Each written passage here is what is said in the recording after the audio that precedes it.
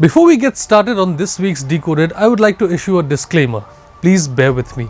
You see, whenever we cover an issue that is making news or should be making news in the Northeast, we simply aim to inform our readers about what is happening and why the issue should get the attention.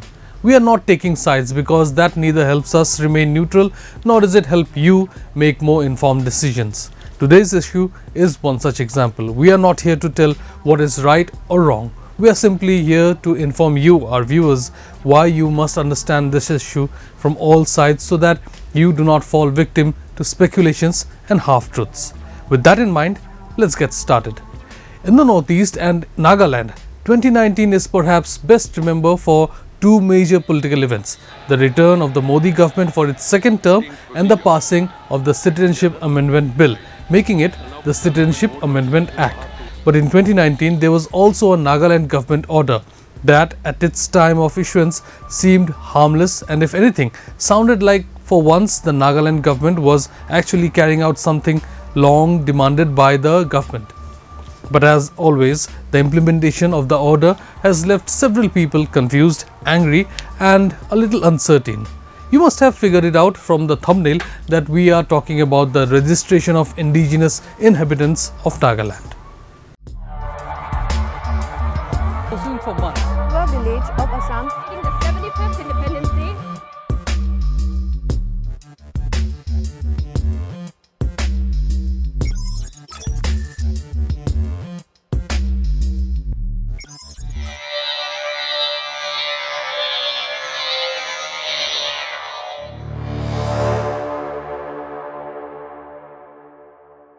In June 2019, the Nagaland government issued a release talking about the RIIN.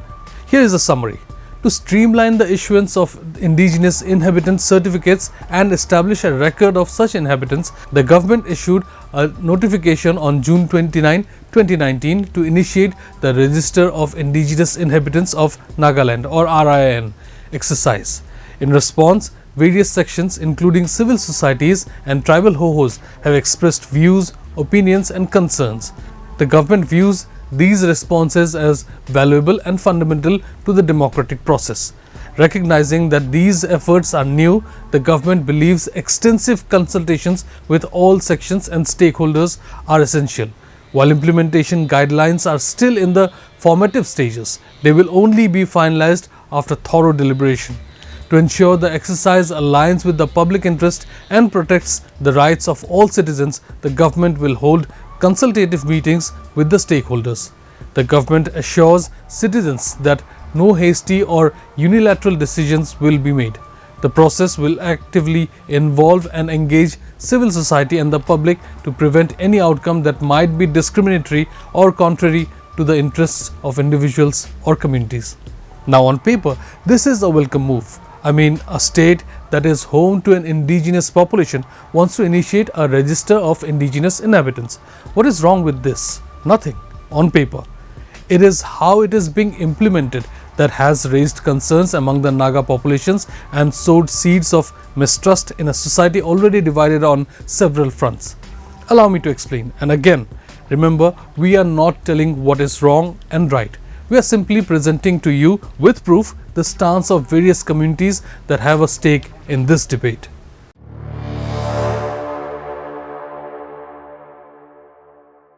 In the past few months, several communities have shown support for RIIN and rightly so.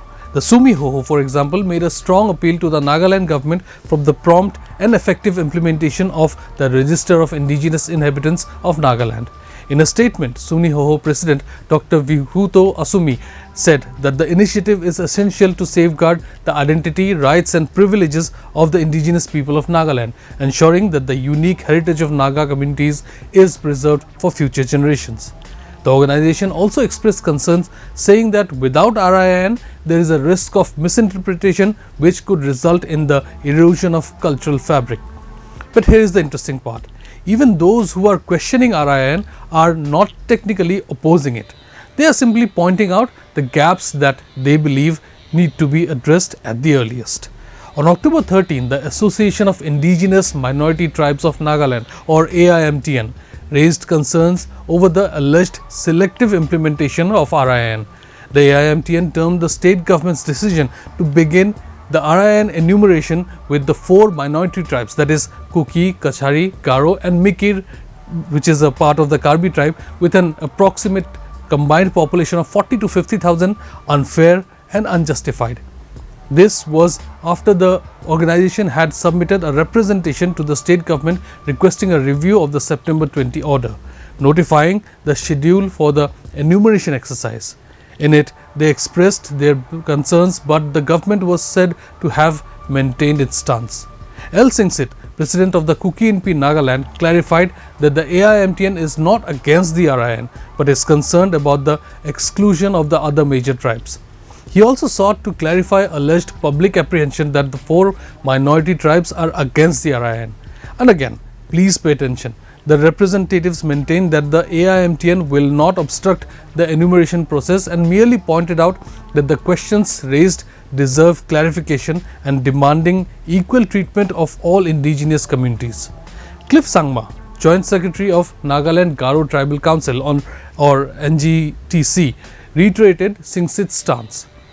He said the 4 tribes feel discriminated by the government's decision. He also added that they have no issue with the RIN and the December 1, 1963 cutoff date, and if the government goes ahead, they are ready.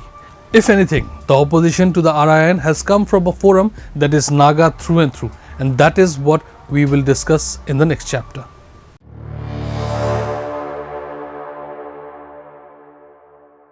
Here's the thing. If non-tribal communities who have called Nagaland home for decades oppose the RIN, no one in Nagaland would have cared because, well, they are not Nagas, right? But what if the opposition comes from bodies like the Global Naga Forum and NSCN-IM? Now, sure, you may disagree with the political ideology of the NSCN-IM and you have the right to disagree, but surely even their biggest critique cannot say they are not Naga, right? So, just as it is important to take note of the support for RIN, it is only fair that we also, for balance, look and try to understand why some are opposing the RIN.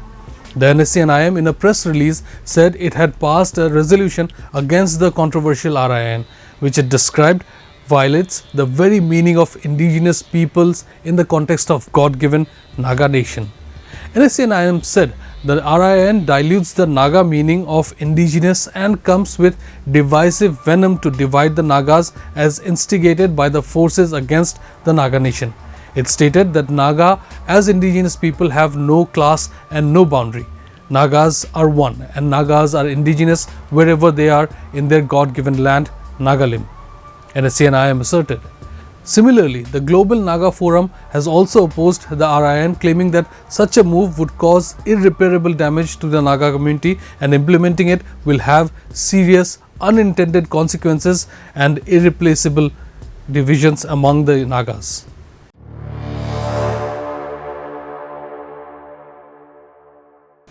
In some ways, the Register of Indigenous Inhabitants of Nagaland conveys that Nagas from the states of Arunachal, Assam and Manipur, whose lands are contiguous to Nagaland, are not welcome to live among them. This goes against the ideals of Naga unity cutting across state and international borders. Nagas living outside the state of Nagaland, including those in Myanmar, Manipur, Arunachal and Assam, are still driven by the desire for unity of Nagas to live as one nation, partly because as minorities in these regions, they suffer from deprivation, neglect, subjugation and poverty. They are the ones pinning high hopes for a favorable outcome from the Indo-Naga peace talks based on the framework agreement as they continue to suffer from domination.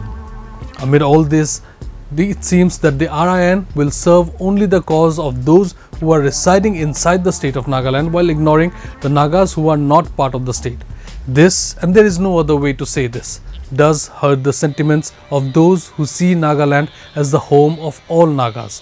And given how divided Nagas already are across political ideologies and state and international borders, one can only wonder if RIN is dividing or uniting Nagas.